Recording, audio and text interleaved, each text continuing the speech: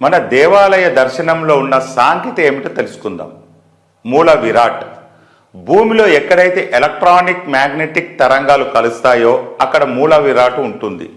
ప్రతిష్ఠించే ముందు రాగి రేకులను కాల్చి ఉంచుతారు. అవి ఈ తరంగాలను క్యాటలిస్ట్గా పనిచేస్తాయి. నంబర్ 2, ప్రదక్షిణ. మనము గుడి చుట్టూ క్లాక్ వైజ్ డైరెక్షన్లో తిరిగినప్పుడు ఆ తరంగాల శక్తి మన దేహానికి వస్తుంది. గుడిలోని దేవుడు ఉంటాడా అనేది ఒక వాదన.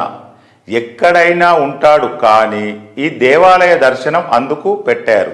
పుణ్యక్షేత్రాలు వేదిక్ ఆర్కిటెక్చర్ మీద ఆధారపడి ఉంటాయి.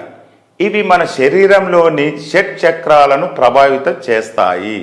నంబర్ 3, ఆభరణాలతో దర్శనం. ఆడవారిని కానీ మగవారిని నగలు వేసుకొని గుడికి వెళ్ళమనేది మన సంపదను చూపించడానికి కాదు, బంగారం వంటివి తరంగాలను బాగా గ్రహిస్తాయని. నంబర్ 4, కొబ్బరికాయ. ఇది స్వచ్ఛతకు గుర్తు.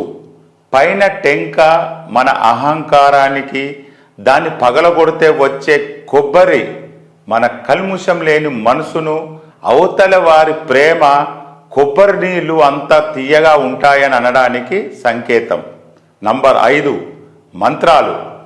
ఉదాహరణకు మనం ఒక ఫోన్ నెంబర్ గుర్తించుకోవాలి అంటే 96 లేదా 26 ఇలా ఒక పద్ధతిలో అమరుస్తాం. అంటే మనకు తెలియకుండానే న్యూరాన్స్ను యాక్టివేట్ చేసి డేటాను దాస్తున్నాం. అదేవిధంగా మంత్రోచ్చారణాలు అక్షర నియమంతో ఒక లయను కలిగి న్యూరాలను ఉత్తేజపరుస్తాయి.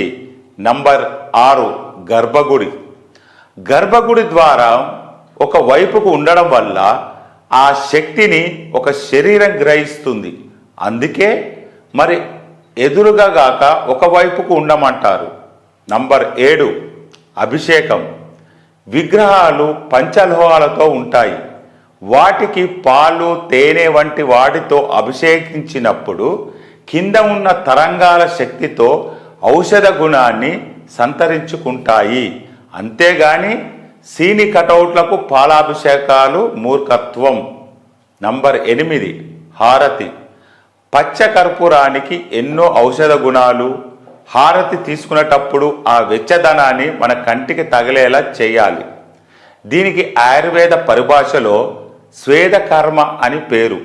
ఊరికే గాల్లో హారతి తీసుకుంటే చాలదు. నంబర్ 9, తీర్థం. ఇందులో పచ్చ కర్పూరము, తులసి, లవంగాలు ఇలా ఎన్నో పంచామృతంతో అభిషేకం చేసినవి తీర్థంగా ఇస్తారు. నంబర్ 10, మడి.